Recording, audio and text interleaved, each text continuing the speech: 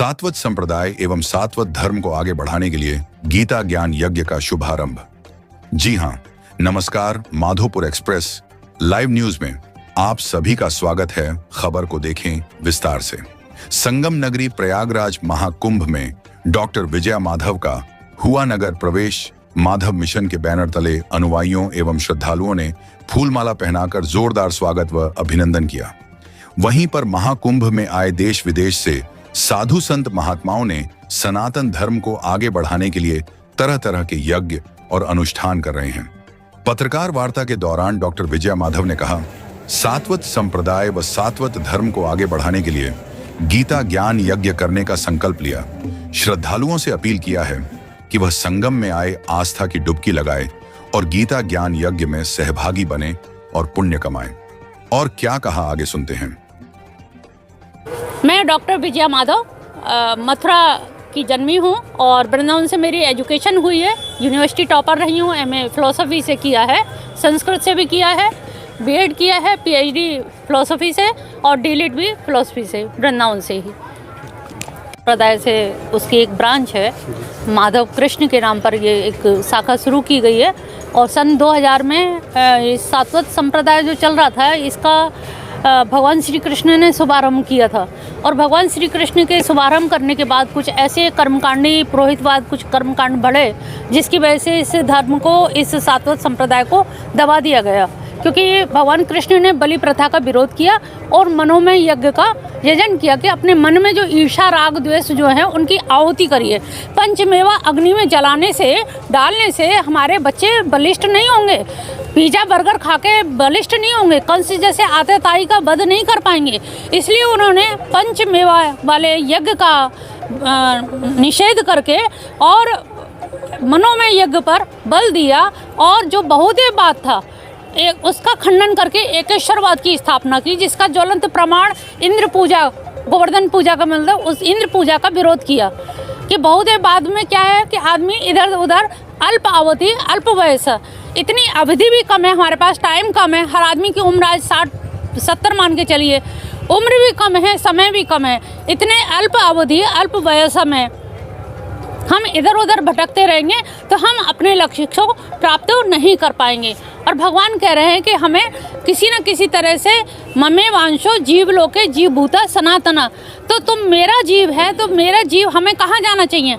बच्चे को अपने माँ बाप के पास जाना चाहिए ना, वो परम पिता है तो परम पिता के पास ही हमें जाना चाहिए। लेकिन हम लक्ष्य से भटक जाते हैं। गर्भावस्था से बाहर आने के बाद ही वायदा करके आते हैं, वचन दे के आते हैं कि हम तुम्हारा भजन करेंगे, यजन करेंगे, और पता लगता है कि हम दूसरे अन्य कर्म कांडों में, पाश्चात्य सभ्यता और संस्कृति की चकाचौंध में, आपाधापी में व्यस्त हो जाते हैं और भगवान से कहीं ना कहीं भटक जाते हैं। जबकि भगवान स्वयं कह रहे हैं कि ऐसे किसी अवतार में नहीं कहा गया कि माँ में कम शरणम ब्रज। ऐसे लोग LIC कराते हैं जीवन में, लेकिन कृष्ण जी ने ऐसी LIC करी है कि अहम त्वाम सर्व पापेभ्यो मोक्षयिष्यामि, मैं तेरे सारे ऋण मुक्त कर दूंगा, सारे पापों से मुक्त कर दूंगा, तेरे पे कोई कर्जा ही नहीं रहेगा, और अभी का नहीं, जन्म जन्मांतर तक। तो ऐसी LIC करने वाला अगर हमें बुला रहा है अपनी शरण में, तो हमारा सबका ये कर्तव्य बनता है, मानव जीवन की गरिमा और महिमा इसी में है कि हम कृष्ण की शरणागत हों। शरणागत करने के उद्देश्य से ही 25 साल से लगातार गीता का कार्यक्रम माधव आश्रम में चल रहा है। और बहुत सारे इसके हजारों श्रद्धालु हैं, भक्त हैं जो अभी आज आ नहीं पाए हैं, लेकिन लगातार ये कार्यक्रम 25 साल से सात्वत धर्म था। लेकिन किन्हीं कारणोंवश बहुदेववाद के चलते हुए कि लोगों के अपनी रोजगार चलते रहे, इसी वजह से इसका कहीं ठप्प कर दिया गया। और ठप्प करने के बाद इसका हम पुनर्जागरण करने में लगे हैं। आप समाज से कोई वो करना चाहते हैं, कुछ उन्हें संदेश देना चाहते हैं? हाँ, समाज को यही संदेश देना चाहते हैं कि जिग-जग भटकने में क्या रखा है, भटकिए मत। हमारी पाश्चात्य सभ्यता संस्कृति से युवा पीढ़ी जो भटक रही है, और आज इतना भटक रही है कि बड़े बड़े IITians डॉक्टर, मतलब सुसाइडिक टेंडेंसी उनमें पाई जाती है, सुसाइड तक कर लेते हैं। तो उनको ये बताना पड़ रहा है। जैसे कि पाश्चात्य यूनान में या लंदन में, न्यूयॉर्क में क्या था, उनको पता लगा कि धर्म को जो पालन करेगा उसको मृत्यु मिलेगी। जैसे जीसस क्राइस्ट को सूली दिखाई देती थी, धर्म के नाम पे सूली। सोक्रेटिस को, सुकरात को जहर का प्याला लाया गया।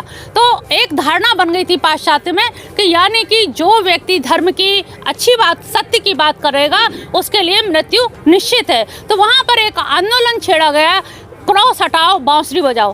तो क्रॉस हटा करके उन्होंने बांसुरी लाए कि धर्म जो है नृत्य के द्वारा भी हो सकता है, जैसे मीराबाई ने किया, गायन के द्वारा भी हो सकता है, वादन के द्वारा भी हो सकता है।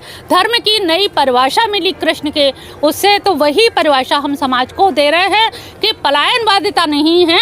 अर्जुन को उन्होंने इस संसार में रह के, समाज में रह के, परिवार में रह के ही कैसे प्रवृत्ति में निवृत्ति लानी है।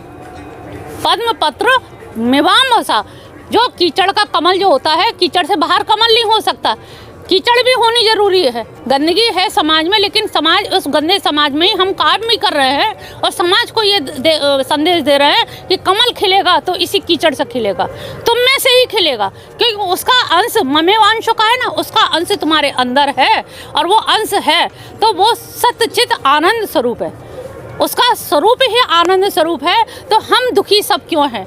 हम दुखी हैं अज्ञान के कारण। तो इस दुख का निवारण हम सत्य के द्वारा, गीता के द्वारा ये संदेश देते हैं कि दुख जो है स्वसृजित है। भगवान ने किसी को दुख नहीं दिया है, आपका अपना बनाया हुआ दुख है। तो हम दुख से कैसे मुक्ति पाएं? अगर कृष्ण की शरण में जाएंगे तो हमें उनसे मुक्ति मिलेगी निस्संदेह। और श्रद्धालुओं को यही संदेश देना है कि जो इधर उधर भटक रहे हैं और जिनका चित्त दिग्भ्रमित रहता है, मन को अशांति होती है, वो काहे के लिए भटक रहे हैं? कामनाओं की पूर्ति के लिए। पुत्र हो जाए, बेटी का विवाह हो जाए, मकान बन जाए, नौकरी मिल जाए, लेकिन फिर क्या? कुछ भी नहीं। नौकरी भी चली जाती है 60 के बाद में, बच्चे भी शादी होके चले जाते हैं, सब कुछ चला गया, फिर आप खाली हाथ, फिर आपको लगता है अब कहाँ जाए। तो उनको ये बताना है कि जो कार्य करने हैं, ड्यूटी फॉर ड्यूटी करिए, कर्तव्य के लिए कर्तव्य करिए, ना कि कर्तव्य में इतना आसक्त मत हो जाइए कि आपको प्रायश्चित हो कि हमारा पूरा जीवन बर्बाद हो गया बच्चों की वजह से। बच्चों को कोसिए मत, वो आपकी ड्यूटी थी, बच्चे पैदा हुए, उनको बड़ा करना, पढ़ाना, उनका घर गृहस्थी बसाना, वो ड्यूटी थी। ड्यूटी को ड्यूटी समझ के करें और बाकी का उसी परिवार में रह करके अपनी साधना भी। जैसे पैरों से आप लोग खड़े हैं ना, कहाँ खड़े हैं? जमीन पे। और ये क्या है? ब्रह्मरंध्र जो है ये हमारा ईश्वर पे जुड़ा रहना चाहिए। ये ऊपर की जो शिखा है ब्रह्मरंध्र जो है, ये ब्रह्म से जुड़ा रहना चाहिए। तो हम चलते ज़मीन पे हैं, ज़मीन पे चलते भी रहें, लेकिन वो चेतना है, जो धार्मिक चेतना है, वो अध्यात्म से, कृष्ण से जुड़ी रहे। क्योंकि कृष्ण को ही ईशावास्योपनिषद में भी कहा है, पूर्णमदा पूर्णमिदम पूर्णात् पूर्णमुदच्यते पूर्णस्य पूर्णमादाय पूर्णमेव शिष्यते कृष्णो ब्रह्म शाश्वतम। ब्रह्म वैवर्त पुराण में कहा गया, ईश्वर परम सच्चिदानंद विग्रह अनादिरादि गोविंद सर्व कारण कारणम। जब सारे वेद उपनिषद वैदिक वांग में, मैंने तो डिलीट की है धर्म के ऊपर ही, PhD की है, तो सारे वैदिक वांग में पढ़ने के बाद में निचोड़ यही निकला, सारे उपनिषदों का निचोड़ यही निकला कि केवल कृष्ण को ही एक ही साधे सब सदे।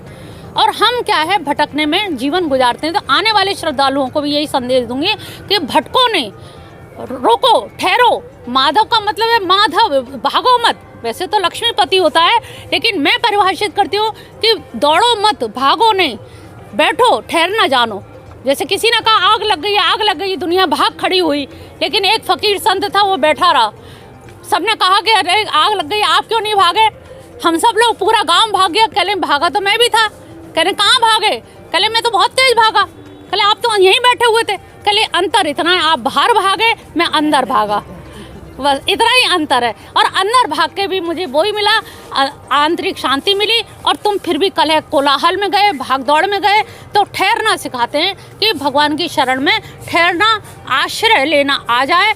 ये नहीं कि प्रभु सब कुछ तुम ही हो, ये मानना आ जाए, घटित हो जाए। कहना नहीं है, ये कहने भर से काम नहीं चलेगा। ये काम है कि अपने व्यवहार जगत में उतारना है कि वो है तो हैं। तेरा तुझको अर्पण क्या लागे मेरा, रोज आरती गाते हैं, लेकिन चाय पी का गुच्छा कमर में लगाए रहते हैं। तो ये जो परंपरा है, ये सोच की परंपरा है।